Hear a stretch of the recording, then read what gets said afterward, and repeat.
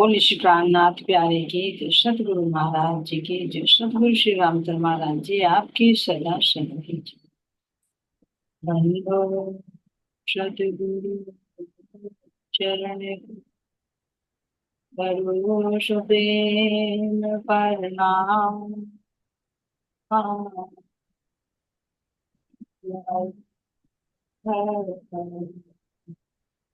श्री देव चंद्र जी नाम, श्री प्राणनाथ निज मूलपति, सिर मेहराज शुभ नाम। तेज गुण ज्ञान बल करुणा, श्री प्राणनाथ तुम सत्य हो, तुमसे चलत जहाँ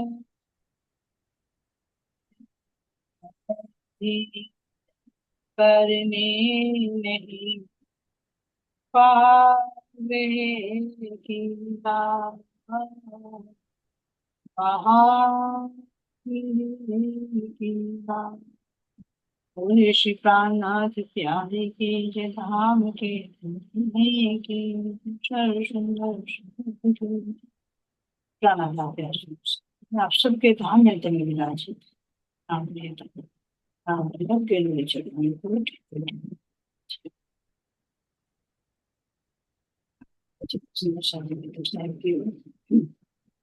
ये प्रसंग है।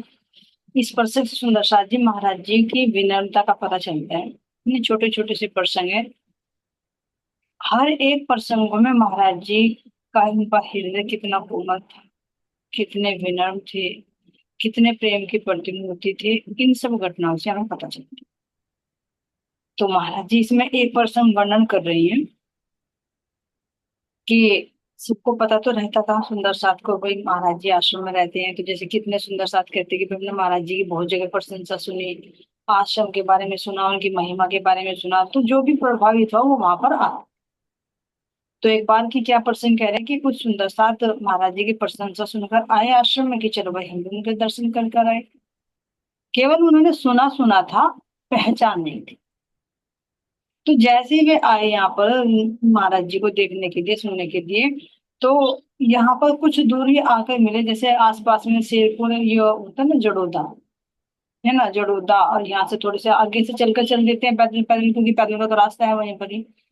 तो कह रहे कि उनके हृदय में तो बहुत तड़फन थी कि भाई हम चले हम चले। तो कुछ रास्ते से आए थे, तो तभी महाराज जी उनको मिले। वे पहचान तो नहीं पाए। तो महाराज जी के अंदर तो कितना प्रेम भाव था, कितना सेवा भाव था। उनके अंदर ये नहीं था कि भाई मैं यहाँ का महाराज जी हूँ, या भाई मेरे अंदर राज्य है तो मैं क्यों दूसरे का काम क्यों करूँ, ऐसा कोई भाव नहीं था। तो सीधे सरल स्वभाव से महाराज जी ने देखा भाई मेरे सुंदर साथ आए हुए हैं और इन पर बहुत बोझ है, इस बोझ को नहीं ले लूं। तो उनका बक्सा बक्सा संदूक बंदूक उठाकर चल दिए। अब उन्होंने भी बेचारों ने ये समझा कि भाई ये तो सुंदर साथी होंगे कोई, इसलिए हमारी सेवा कर रही है, चलो भाई चलते चले। महाराज जी आगे आगे, उनके बैग भी उनके बक्से भी सिर पर रखकर आ रहे हैं आश्रम में। और आकर जब आश्रम में प्रवेश किया और मत्था टेका और जुगलदास जी से पूछा कि महाराज जी आप यहाँ के महाराज जी को आए रामकृष्ण महाराज। तो जुगलदास जी मुस्कुराकर कह रहे, जब महाराज जी सिर पर खड़े बक्सा लिए पर उनके बैग लटकाए हुए, महाराज जी को तो आपने अपना बोझ ढोने पर लगा रखा है। फिर जब देखा अगर ये महाराज जी, तो ये कह रही कि हम शर्म में इतना मतलब पश्चाताप हुआ कि भाई जिनके हम दर्शन करने के लिए आए और उन्होंने हमारा बोझ उठाया, उनको हमने खुली बना दी। इतना करे, इतना दिल भर कर आए थे, आप फूट फूट कर रोए कि तुरंत महाराज जी के चरणों में पड़ गए। जो सारा सामान दे रखा था वो सारा सामान दे। तो ये सुंदर सा जी, यही घटना से हमें क्या शिक्षा मिलती है। उनको भी सही पूछे तो विश्वास नहीं हुआ कि महाराज जी के अंदर इतना सेवा भाव और इतने, मतलब ये देखो कि इतने छोटे छोटे काम भी वे कितनी हंसी खुशी से कर देते। कोई ये नहीं कि भी महानता दिखाने में, ये उनकी महानता है। सुंदर सा जी स्वतः ही महान। तो इसमें जो प्रसंग दे रहे हैं कि विनम्रता की जो महान दर्शाता है, अब ये देखो कि जो श्री कृष्ण जी था उनका भी प्रसंग आ रहा है कि जो उन्होंने जब राजस्व यज्ञ किया था, तो उन्होंने भी क्या किया था, जो ब्राह्मण थे उन याज्ञिक ब्राह्मणों के चरण धोए थे, और यहाँ तक के झूठी पत्थर भी उन्होंने, ये देखो, ये तो श्री कृष्ण थे, देखो विष्णु के साक्षात अवतार थे, और ये हमारे सतगुरु तो साक्षात पूर्ण ब्रह्म, तुलना भी नहीं कर सकते। यानी कह रहे जितने भी यहाँ पर मान होते हैं, अब अर्जुन अर्जुन के साथी तक बने, नहीं तो कौन कहेगा कि मैं तुम्हारा करूँ। यहाँ पर भी सही मायने किसी की गाड़ी चलानी पड़ जाए तो कह रहे मैं ड्राइवर की सीट पे बैठूंगा, ड्राइवर ही करूंगा। लेकिन श्री कृष्ण ने क्या किया कि मैं तो तुम्हारा सारथी बनकर चलूंगा। तो इनके पीछे भी भेद है सुंदर श्याम जी, है ना।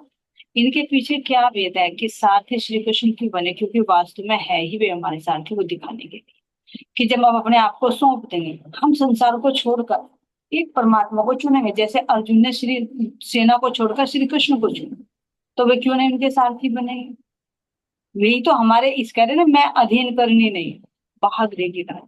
मैं आपके सामने अपने हाथ फैला दूं, मैं तो अधीन हूं, मैं कुछ नहीं कर सकती, लेकिन आप मेरे सदगुरु महाराज जी, आप इस हाथ फैलाई के राज।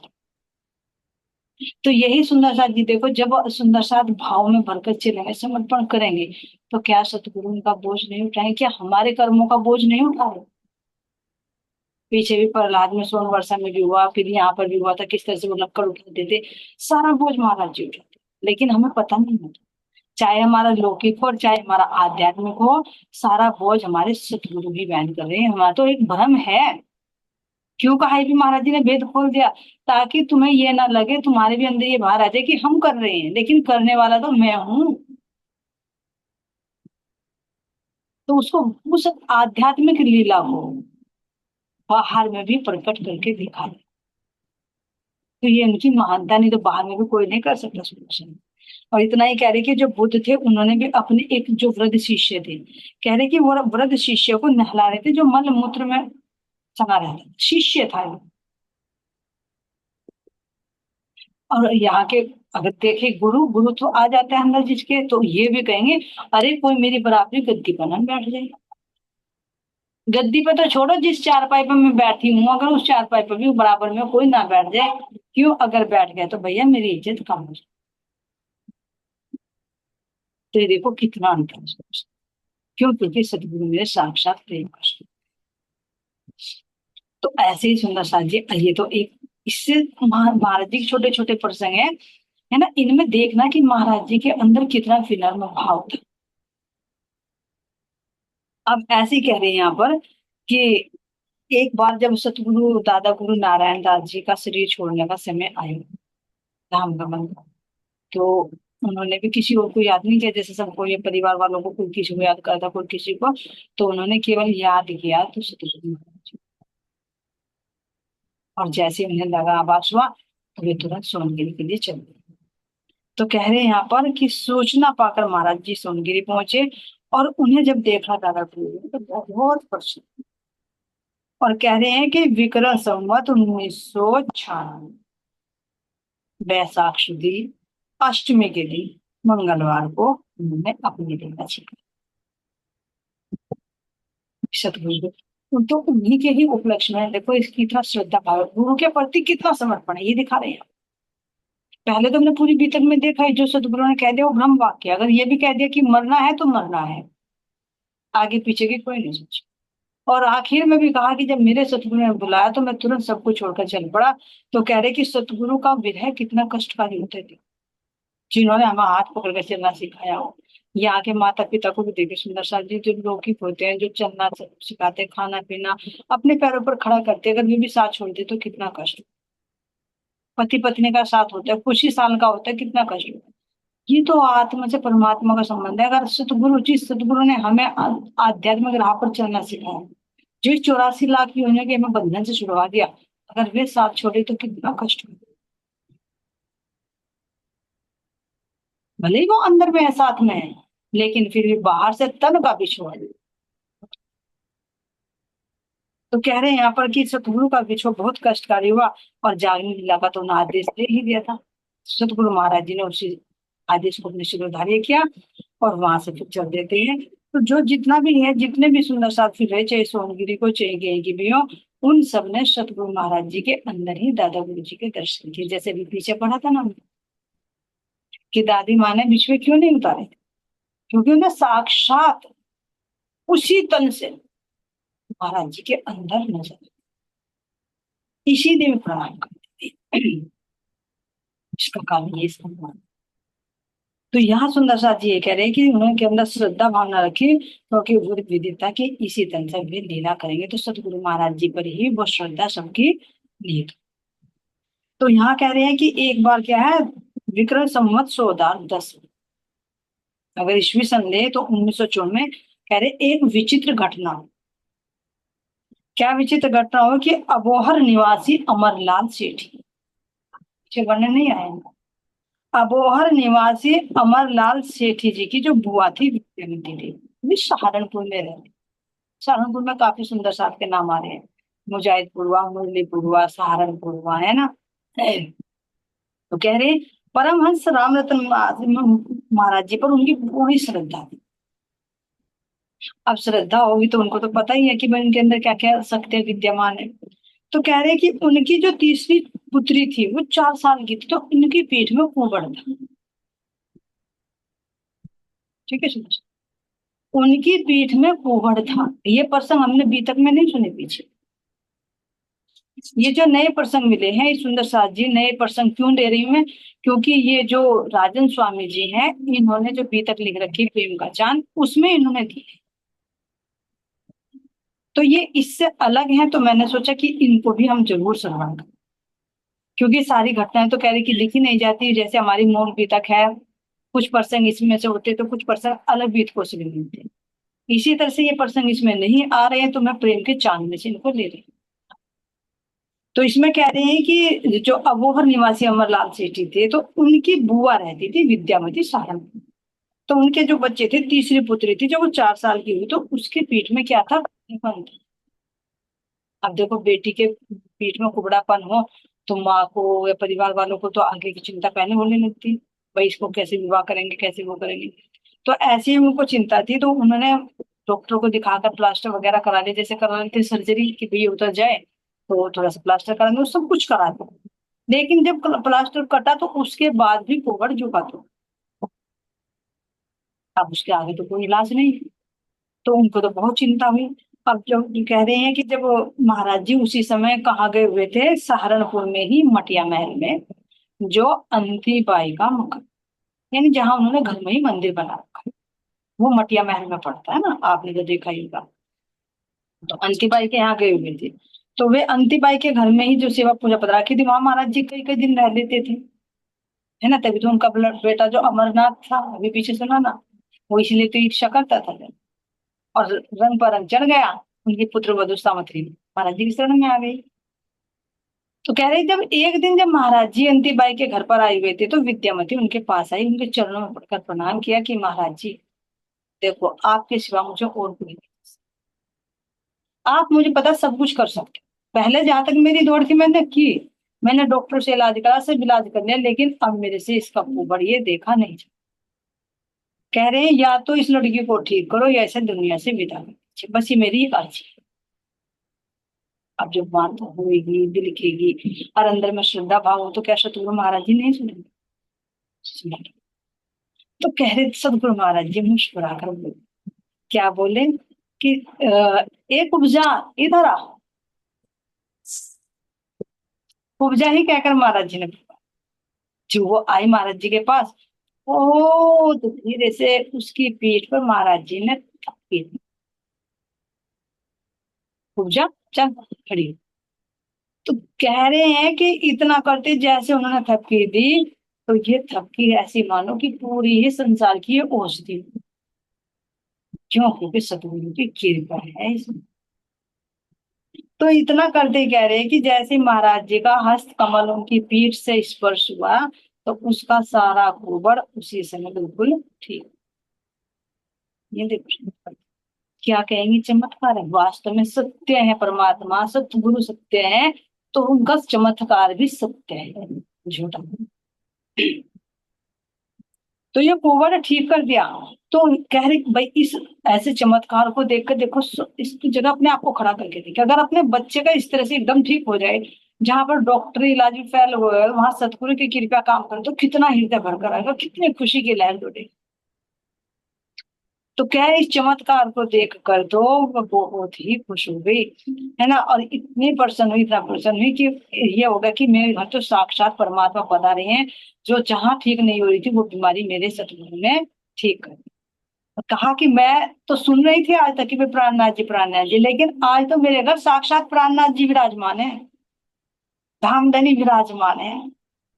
कैसे सोचा, क्योंकि देखो हमारे धनी करते ही हैं, मूल से फिर सोचो, जब कृष्ण रूप में ब्रज में है, तो द्वारिका में वहां पर गए, मथुरा में, और मथुरा में जो वो उनके चंदन लगाने वाली थी, पूजा थी जो, किसको लगाते थे चंदन, कंस को। लेकिन जब देखा, अरे कितना सुंदर, कितना मनोहर बालक, काश इसको मैं चंदन लगाऊं, रोज मैं कंस का लगाती हूँ, आज मैं इस कृष्ण का लगाऊं। अंदर भाव आया, जैसे ही दिया, कैसे उनका कुबड़ कुबड़ राम जी के रूप में देखो, है ना, कैसे ललिता सखी थे राजा राम राय, उनको भी तो कोढ़ था, उस कोढ़ को कैसे दूर कर दिया, जल का छींटा ही तो दिया, और वो कोढ़ दूर। ऐसी अभी भी वो ही शक्ति, उसी शक्ति ने किस तरह से सुंदर साथ जी इन विद्यामती की लड़की का कोढ़ ठीक कर दिया। अब इसका भी बात हुई, क्योंकि महाराज जी की कोई लीलाएं जाहिरा जाहिरा नहीं है, जाहिरा है तो उसके पीछे सारी बात, क्योंकि मेरे धाम धनी यहाँ आए हैं तो यहाँ हम सबको उपजाई हैं, तीन जगह से हम टेढ़े हो रहे, त्रिगुण में ही फंसे हुए हैं, हमारी पीठ यहाँ कुबड़ी हो रही, झुके पड़े हम यहाँ माया के बोझ में। तो मेरे सतगुरु महाराज जी अपना वरद हस्त रख कर ही तो हमें इन तीन गुणों से पार उतारते हैं, त्रिगुण फांस के फंद पड़े, ये सौ फंदा निर्वाण वाला सो, वारी वारी जाओ मेरा शोभा। तो वारी वारी तो जाएंगे, तभी तो ललिता ने भी गाया वो, टुक टुक कर डालो या तन ऊपर कुंज बिहारी, वारी रे मेरे पीर वारी रे वारी। तो उसके पास बचेगा क्या, जब सतगुरु महाराज जी हमें त्रिगुण के फंदे से उठा देंगे, हमारा एक उबड़ दूर कर देंगे, तो समर्पित ही तो हो जाएगी। वो जाहिरा में भी लीला करके दिखाई, ऐसे मेरे सतगुरु की महिमा है, ऐसा उनके अंदर तेज, ऐसा उनके अंदर प्रकाश है, जी। कौन कहता है कि वे लौकिक दुख भी नहीं दूर करेंगे, करते हैं, वे सब कुछ करते हैं, वे सर्व शक्ति से।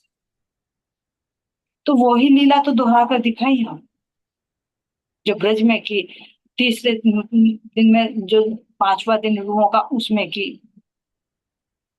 जो मेरे धाम धन का छठा दिन ये रूहों का, जो परमहंसों को शोभा दी, तो वे ही तो है करने वाले, और कौन करने, ऐसे धन्य है मेरे सतगुरु महाराज जी। अब चौथे घटना सुंदर साथ जी कह रहे हैं कि ये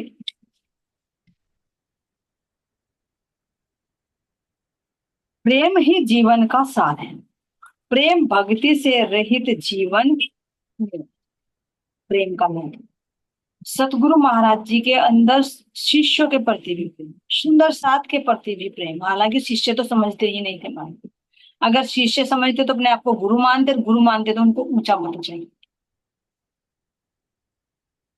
वो तो वही प्रेम की मूर्ति है, जैसे ब्रज में हम वालों के सबका झूठा मुंह मुंह तक चाट लेते थे खट्टी छाछ के, हम उसके चाटा नहीं था उसका, मधुमंगल का खट्टी छाछ अपने आप पी गया, कि मेरे काना को कहीं नूना कह दे तेरी मानो तो खट्टी छाछ जमाए, तो गटर गटर गटर पी गया, पीते पीते नीचे लटक गई, तो उसे चट्टन लग गई, है ना। तो वो प्यारी तो था, वे नहीं चाहिए मैं भगवान हूँ या कुछ हूँ, उन्होंने तो जाहिर ही नहीं किया, पता था कि यशोदा मैया को अगर पता लग गया भगवान हूँ, तो डंडी लेकर कौन भागेगा मेरे पीछे, मुझे तो प्यार चाहिए।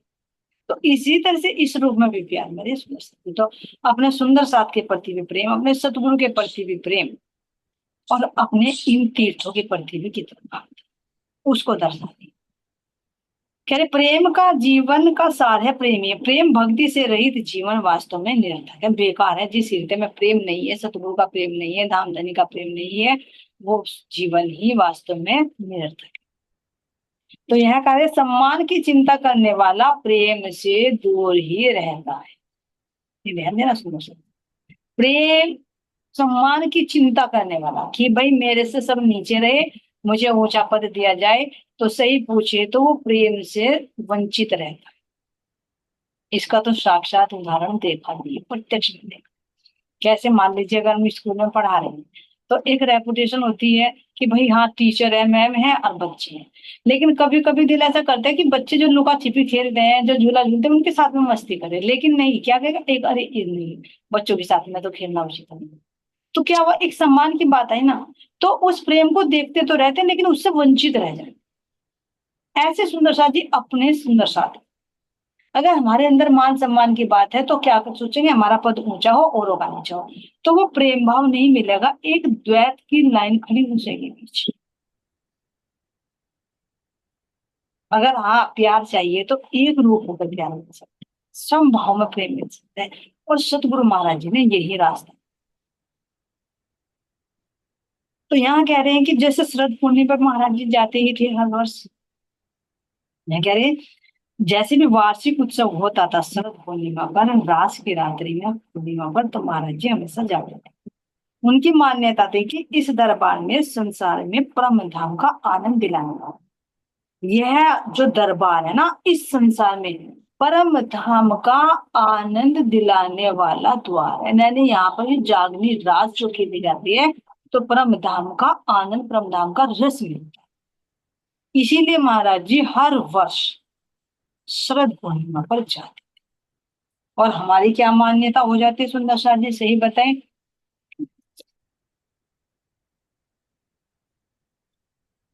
तो हमारी मान्यता ये हो जाती है कि भाई हम तो पूर्ण हो गए, अब हमें किसी तीर्थ पर, किसी धाम पर जाने की जरूरत नहीं। लेकिन महाराज जी क्यों यात्रा करते थे, पीछे भी कई बार उन्होंने ठाकुर को भी समझाया। जो ठाकुरानी थी वो जाने नहीं देती थी, महाराज जी ने क्लियर कहा था कि क्या हम पागल हैं, मूर्ख हैं, जो यहाँ पर आश्रम में घूमते रहते हैं। उन्होंने कहा था कि भक्ति तो घर में भी हो सकती है। तो महाराज जी ने जवाब देते कि बाहर जाकर क्या होता है, अनुभव होते हैं, हम रिचार्ज हो जाते हैं, हमारी भक्ति और उत्तरोत्तर बढ़ती जाती है। और घर में रहकर हम एक डिस्चार्ज की तरह हो जाते हैं। नहीं तो सतगुरु महाराज जी तो सोचो आश्रम में रह रहे थे, हर पल घड़ी, हर अंदर में परमात्मा थे, अंदर की चर्चा चलती थी, फिर क्या जरूरत है उनको जाने की। और हम जैसों को संदेश नहीं। तो इसीलिए महाराज जी हर बार जाते थे। तो कह रहे हैं एक बार गुममर्सी में क्या हो रहा था, झीलना हो रहा था। झीलने की तो तिथि होती है, अमावस्या होती है, अष्टमी होती है, चतुर्दशी होती है ना। तो हर सुंदर साथ झीलने का जल पा लेना चाहते थे कि भाई मुझे भी मिल जाए, चरना में तो मुझे भी मिल जाए। तो जैसे दे रहे थे, तो वो जल जो है नीचे बह रहा था। कुछ जल जैसे दे देते हैं तो वो जल नीचे बह रहा था। तो कह रहे महाराज जी के अंदर इतना प्रेम का रंग चढ़ा, इतना प्रेम का रंग चढ़ा, कि जैसे उस जल के अंदर ही बच्चों की तरह लोटपोट हो गई। उन्हें कुछ सुध ही नहीं रही कि वो कोई देखेगा क्या कहेगा। क्यों? क्योंकि ये प्रेम की पराकाष्ठा है। बस ये रहा कि मैं अपने परम धाम के जमुना जी में जी रही हूँ। उन्हें बाहर का नहीं दिखाई दिया कि भाई यहाँ नाली है या ऐसा जल बह रहा है झीलने का है। उन्हें तो ये दिखाई दिया पता है ना, पहले ही जो जैसी भावना लेकर जाएगा उसको वो ही मिले। कोई खाली ना गया, इनकी बते कछु लिया हक में, सो कहीं और जा ना सके जो पढ़िया इश्क के कहे। जो जिस भावना से जाएगा उसको वही मिला। तो महाराज जी किस भावना चाहते थे कि परम धाम का आनंद दिलाने वाला दरबार है। तो जब वो चरणामृत देखा, तो वो जमुना जी का एहसास हुआ, तो उसी में लोटपोट हो रहे बच्चों की भांति। तो कह रहे जो सुंदर साथ थे वहां पर देखकर दंग रह गई, भाई महाराज जी क्या कर रहे हैं, है ना। तो ये क्या था, सुंदर साथ जी वास्तव में मिला या नहीं मिला परम धाम की जमुना को, जो आनंद उनको मिला, वो आनंद तो उन्हें महसूस कर सकते हैं। हम तुम तो केवल श्रवण कर रहे हैं, सुन रहे, सुना रहे। लेकिन जिस महाराज जी को जो वो आनंद मिला, उसके रस का अनुभव तो उनको भी है कि वो क्या अनुभव होगा, क्या रस होगा। तो ऐसे ही थोड़े जाते थे। ये परसों महाराज जी के साथ में हुई दिव्य लीलाएं। और जो महाराज जी जाते थे हर बार पन्ना जी में, तो कहाँ ठहरते थे, यहाँ पर लालचंद जी के यहाँ। देखा ना, जिस लालचंद की गाड़ी में गए थे ना, जो ड्राइवर था वो, है ना, वो उसी की गाड़ी थी जो किराए पर चला दे रखी थी। उन्हीं की गाड़ी में, तो महाराज जी वहीं ठहरते थे, फिर वहीं से राजा को लेकर चले थे, परिक्रमा कर रहे थे। तो लालचंद जी के यहाँ पर ठहरते थे।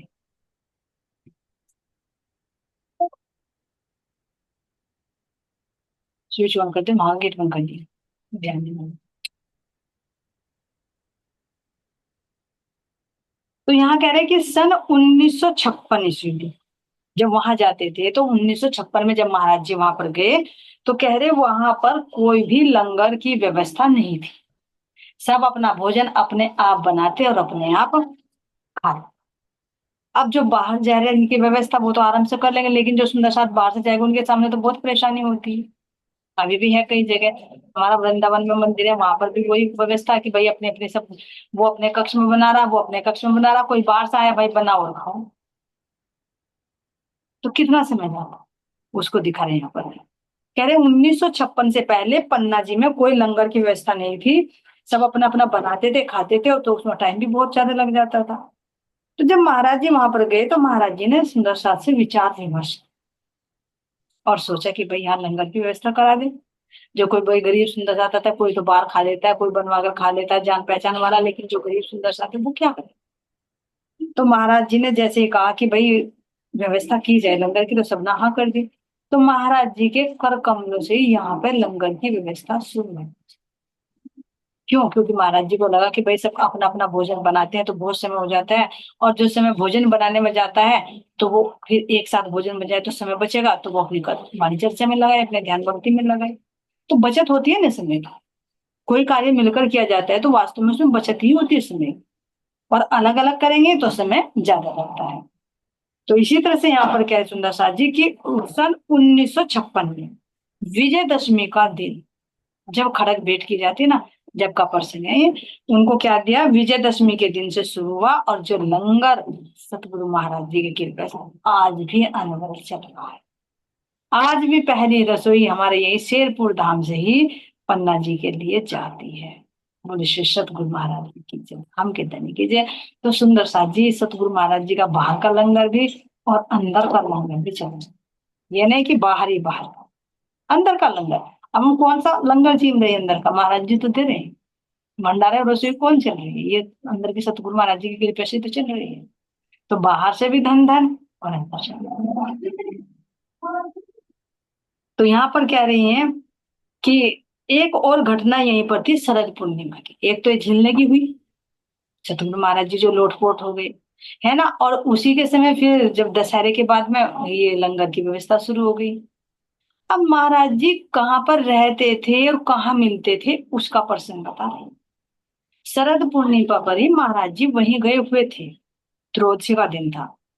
तो जो पद्मावतीपुरी धाम के सुप्रसिद्ध विद्वान श्री कृष्णुदास है ना, तो वे अपने पौत्र को लेकर, उनका नाम था बाबूलाल, जो बाबूलाल पीछे प्रसंग आया ये नहीं, वो दूसरे हैं। तो वे अपने पौत्र के साथ में खिजरा मंदिर की ओर जा रहे हैं। हो सकता है गुम्मट जी का प्रसंग हो, कहीं का महाराज जी थे वहीं बने। तो खिजरा मंदिर में जा रहे हैं भाई, चलो दर्शन कराए, चार मंदिर है वहां पर अपने। तो अब रास्ते में कह रहे कि रास्ते में मुझे महाराज जी मिल गए। तो बोला उन्होंने कि महाराज जी चलो खिजरा मंदिर में दर्शन करने के लिए चले। तो महाराज जी ने पहले तो प्रणाम की, प्रणाम भाई हाँ चलो महाराज जी वहां चले खिजरा मंदिर में। तो महाराज जी ने कहा चलो हम अभी आते हैं, तुम चलो हम अभी आए। तो जो साथ में तो ये कृष्ण दास जी थे, तो इनको तो महाराज जी का पता था, लेकिन वे अपने पौत्र को बता रहे थे कि बेटा जो तुझे महाराज जी मिले ना, तो सामान्य व्यक्ति ना समझिए। क्यों क्यों बाबा जी ऐसे क्या हुआ है? अब देख तू इनकी महिमा देखी। अब वो कैसे कि हम अभी इनसे पहले चले ना यहाँ से गुम्मट जी से खिजरा के लिए, और ये हमारे से अभी नहीं आएंगे, बाद में आएंगे, लेकिन हमें वही मिलेंगे। कि नहीं बाबा जी ऐसे कैसे हो जाए? अब यही तो दिव्यता है, समझो इनकी बात को। तो जैसे पैदल पैदल चलते हुए टाइम तो लगा, खिजरा मंदिर में पहुंचे। तो कह रहे कि जैसे हम वहां पहुंचे, तो वहीं महाराज जी कह रहे कि परमहंस महाराज जी हम दोनों को वहीं बैठे मिले। देखकर चौकन्ना हो गया। तो जब बोले कि मैंने कहा था ना कि तू चिंता मत करिए, भले ही कह रहे कि तू चल आराम आया, तो लगा कि भाई बहुत देर से आएंगे हमारे पूछे, तो बता दिया कि वो वहीं मिलेंगे।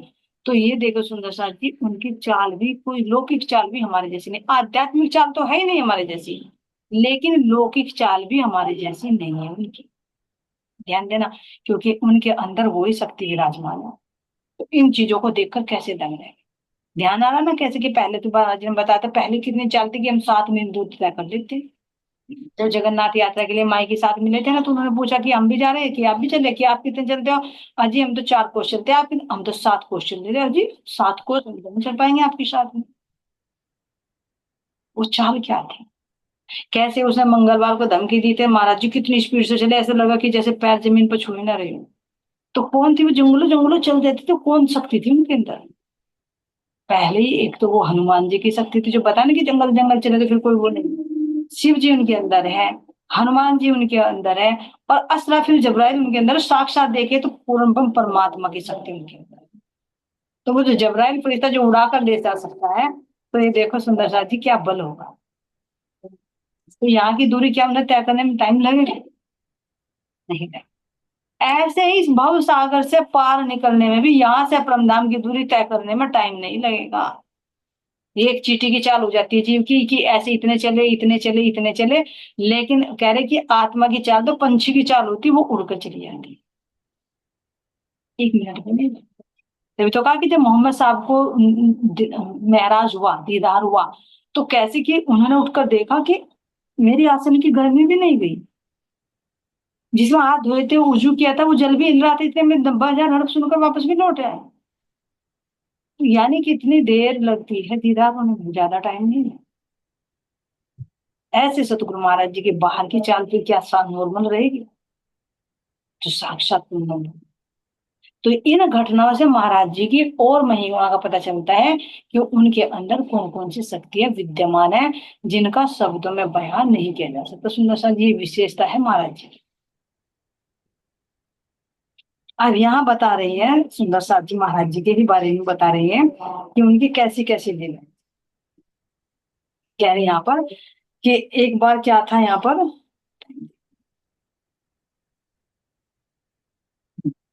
चलिए सुंदर साथ जी, अगली मीटिंग में लेंगे, अब के लिए इतना ही। बोले श्री प्राणनाथ प्यारे की जय, सतगुरु महाराज जी की जय, राम की जय।